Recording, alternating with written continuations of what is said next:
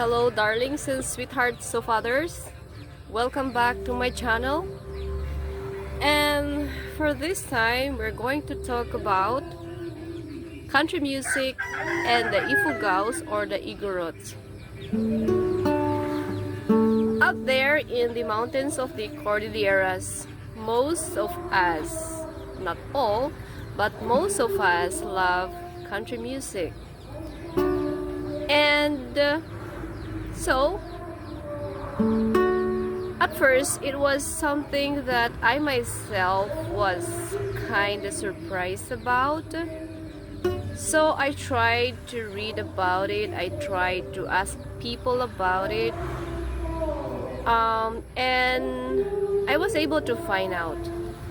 So before we get to the details of it, let's talk about history. First, when the Spaniards conquered the Philippines, they were not able to conquer the uplands.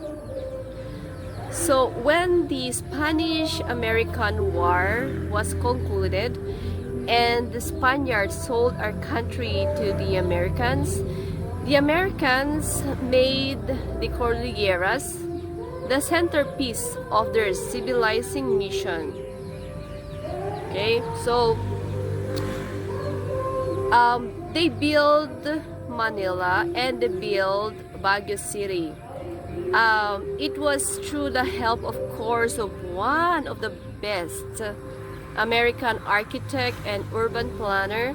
His name is Daniel Burnham. So if you are familiar with Burnham Park in Baguio City, well, it was named after Daniel Burnham. He is the architect who made Manila and Baguio City and some of the landmarks of Baguio City, just like Session Road, Camp Chanhae, the Mansion, Wright Park, Lourdes Grotto, Teachers Camp, Navy Base, to name a few.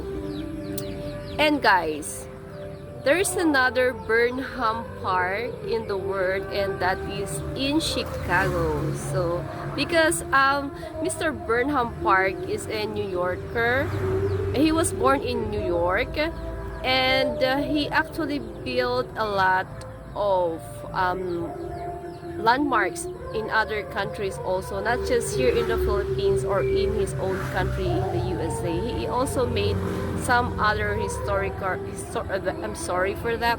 He also made other historical structures in some countries in the world. Okay, so there.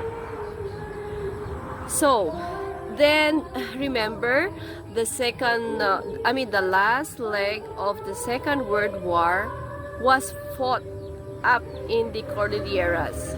So the last stand of General Tomoyoki Yamashita is in Hongduan, and that is in Ifu-Girl.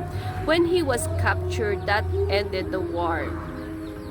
And it was, of course, done through the efforts of both the Filipino soldiers and the American soldiers.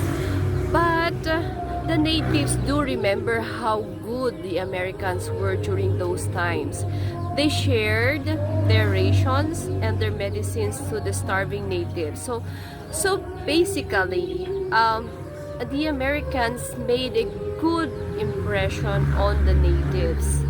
So it was like the natives saw them as saviors during the war, and well, the Americans were very, they brought their being American with them, the idea of democracy, of course.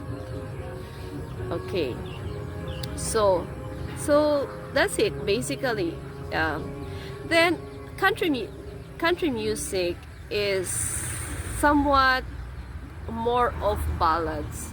They tell stories about life, about struggles, about daily encounters, heartaches, poverty, or anything like that. It's basically about folk life or folk lyrics. And and it has the dance tunes, or the way it sounds is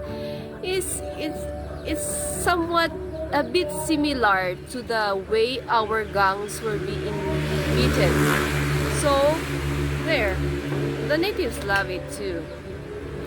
Then also, guys, I mean, darlings and sweethearts of others,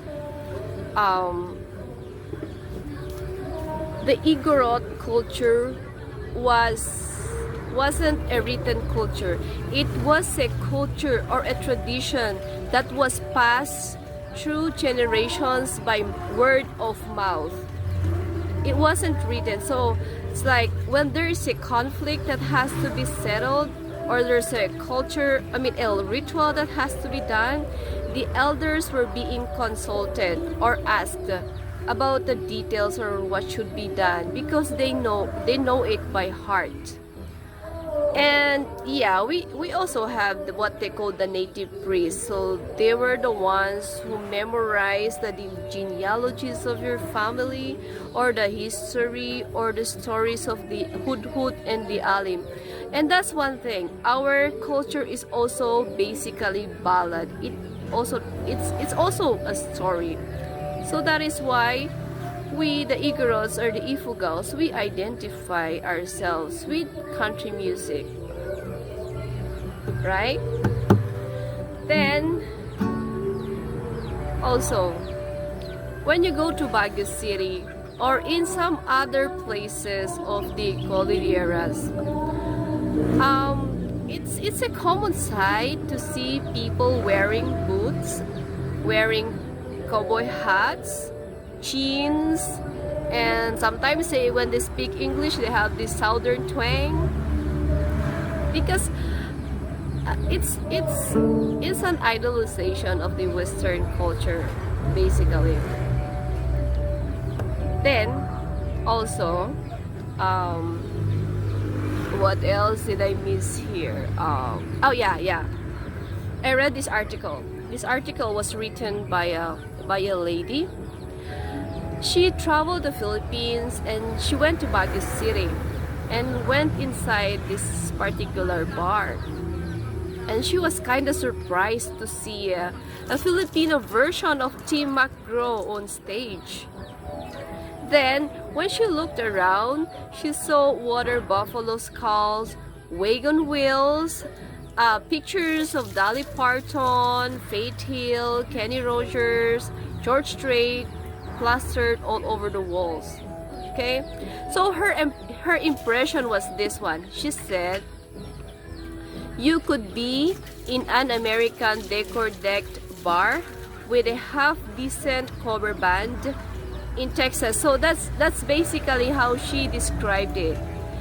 Except, of course, that you are in the mountains 6 hours north of Manila. Well, for this one, I couldn't comment or make an opinion because I was never been inside a bar or a country or a cowboy bar in Baguio City. Although I studied there, but I've never been inside any bar. Then also I've never been in Texas, so I don't know how the bars look like in Texas. But well, sweethearts and darlings of others, it's not something impossible to be done. You know, we can also travel to see those bars in Baguio or in Texas in God's good time. Okay, and I'm going to blog about it if I get there. So basically that's it. And yeah, guys, I mean, sweetheart and darlings of others, there is by researching or by reading about this one, I came across something. It's about the Igorots being displayed in St. Louis Purchase Exposition. That's in, I'm sorry, I have cold. That's in Missouri. Yeah, that's in Missouri.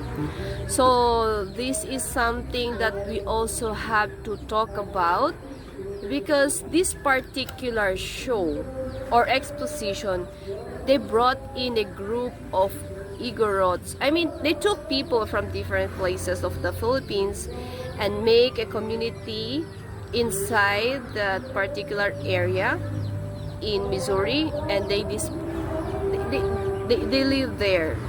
And the basic attraction on those show was the Igorots, and there are reasons why.